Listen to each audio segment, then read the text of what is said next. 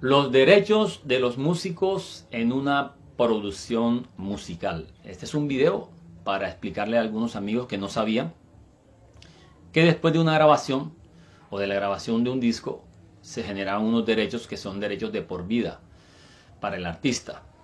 ¿Cómo funciona esto? Para esto me voy a devolver unos 20 años en el tiempo. La ciudad de Medellín fue la meca de la música en Colombia. Allá se encontraban las compañías más reconocidas como Discos Victoria, Codisco, Sonolú, Discos Fuentes, Americana de Discos, entre otras. También había en otras ciudades, pero la meca era Medellín. ¿Cómo funcionaba esto? Los artistas se desplazaban hasta la ciudad de Medellín y las empresas fonográficas, la industria fonográfica, las compañías pagaban todos los gastos y además le pagaban al artista por concepto de grabación.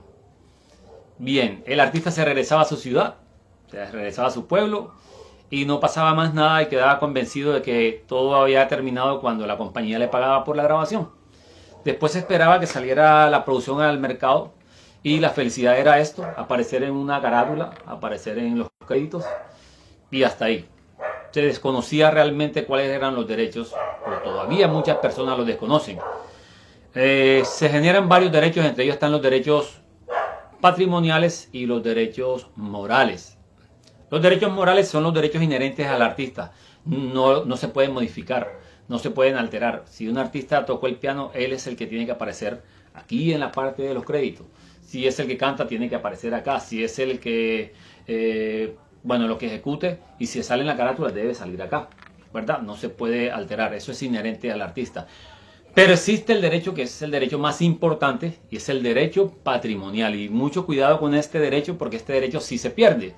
Este derecho, si un artista firma un contrato para una canción o para una producción y en la letra menuda no se da cuenta que está cediendo sus derechos patrimoniales, los va a perder. Y los derechos patrimoniales son todos los derechos que tienen que ver con el recaudo, con el dinero.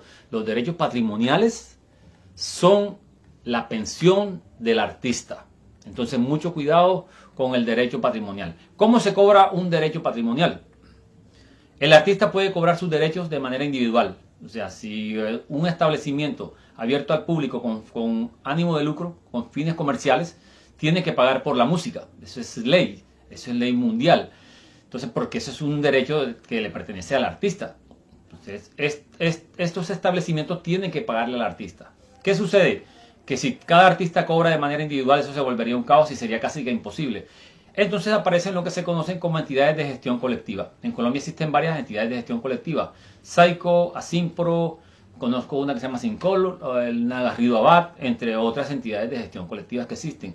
Y existe una entidad recaudadora que se llama Saico Asimpro o la OSA, que se encarga de recaudar los dineros de los artistas de Saico, pues de los compositores, autores y compositores, y lo que tiene que ver con los ejecutantes e intérpretes por el lado de Asimpro. Entonces estas entidades recaudan ese dinero y de ahí sacan los gastos que tienen que ver con los beneficios para los artistas, para los gastos administrativos, dinero de acuerdo a la ley. Eso es algo complicado en Colombia porque no se hace de acuerdo a la ley. Eso es un tema para manejarlo en otro video, ¿verdad? Entonces, bien, ya el artista sabe cuáles son sus derechos patrimoniales, derechos morales.